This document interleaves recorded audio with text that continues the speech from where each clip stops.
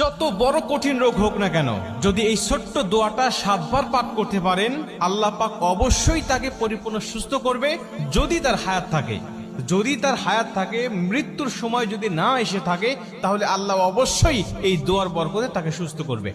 নবীজি সাল্লাল্লাহু আলাইহি ওয়াসাল্লাম নিজে যখন কোনো অসুস্থ ব্যক্তির খবর পেতেন, তিনি ছুটে চলে যেতেন এবং এই দোয়াটা পাঠ করতেন। তিরমিজি শরীফের বর্ণনা আসছে, আব্দুল্লাহ ইবনে আব্বাস রাদিয়াল্লাহু তাআলা আনহু হাদিসটা বর্ণনা করেছেন। তিনি বলেন যে রাসূল সাল্লাল্লাহু আলাইহি ওয়াসাল্লাম এক অসুস্থ ব্যক্তির কাছে গেলেন এবং গিয়ে তার শিয়রে বসলেন, একেবারে তার পাশে বসলেন এবং মাথায় হাত দিয়ে তিনি ছোট্ট দোয়াটা পাঠ করলেন। এবং নবীজি আমাদেরকে উদ্দেশ্য করে ডাক দেয়া বলেন, শোনো, এই দোয়াটা যদি কোনো ব্যক্তির কাছে গিয়ে, যদি কোনো মুমূর্ষু ব্যক্তির কাছে গিয়ে, যদি কোনো অসুস্থ ব্যক্তির কাছে গিয়ে এই দোয়াটা তোমরা পাঠ করতে পারো, আর আল্লাহ যদি ওই সময় তার মৃত্যু না লিখে থাকে, তাহলে অবশ্যই আল্লাহ পাক এই দোয়ার বরকতে তাকে সুস্থ করবে, তাকে শেফায়ে আজেলা কামেলা দান করবে।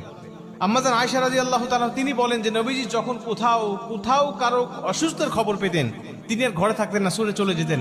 সে মুসলিম নাকি অন্য ধর্মের লোক, এটা তিনি দেখতেন না। নবীজি সেখানে গিয়ে, তার কাছে গিয়ে নবী সাল্লাল্লাহু আলাইহি ওয়াসাল্লাম তার খোঁজ খবর নিতেন এবং তিনি মুসলিম হলে তার কাছে গিয়ে নবীজি সাল্লাল্লাহু আলাইহি ওয়াসাল্লাম এই দোয়াগুলো পাঠ করতেন এবং আল্লাহ পাক তাকে সুস্থ করে দিতেন।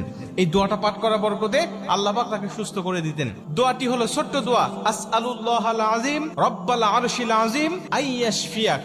এই ছোট্ট দোয়া, আসআলুল্লাহাল আযীম রব্বাল আরশিল আযীম আইয়াশফিয়াক, এই ছোট্ট দোয়াটা আপনারা মুখস্থ করে নেবেন। প্রয়োজনে যারা ইউটিউবে ফেসবুকে দেখবেন, তারা আপনারা বারবার এটা শুনে অথবা নিজের টাইম লাইনে শেয়ার করে এটা বারবার শুনবেন এবং এটা মুখস্থ করে রাখবেন এবং অন্য মানুষগুলোকে শোনার সুযোগ করে দিবেন। এই ছোট্ট দোয়াটা আপনি যে কোনো মুমূর্ষু ব্যক্তির কাছে গিয়ে আপনি দোয়াটা পাঠ করবেন। অথবা অনেক মানুষ কিন্তু আমাদের কাছে দোয়া চায় যে আমি অসুস্থ আছি, একটু আমার জন্য দোয়া করেন। তখন আপনি দোয়াটা পাঠ করতে পারেন, আসআলুল্লাহাল আযীম রব্বাল আরশিল আযীম আইয়াশফিয়াক।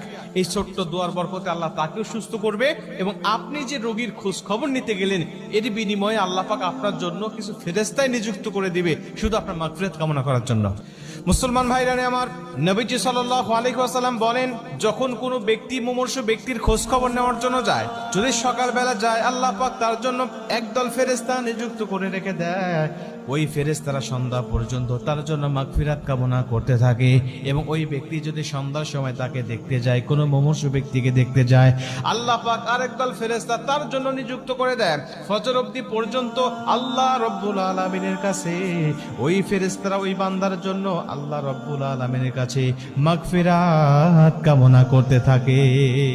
আপনি তার খোঁজ খবর নিতে গেলেন, সে অসুস্থ ব্যক্তির, এই খোঁজ খবর নিতে যাওয়ার কারণে আল্লাহ আপনার জন্য ফেরেশতা নিযুক্ত করে দিচ্ছে, আপনার জন্য মাগফিরাত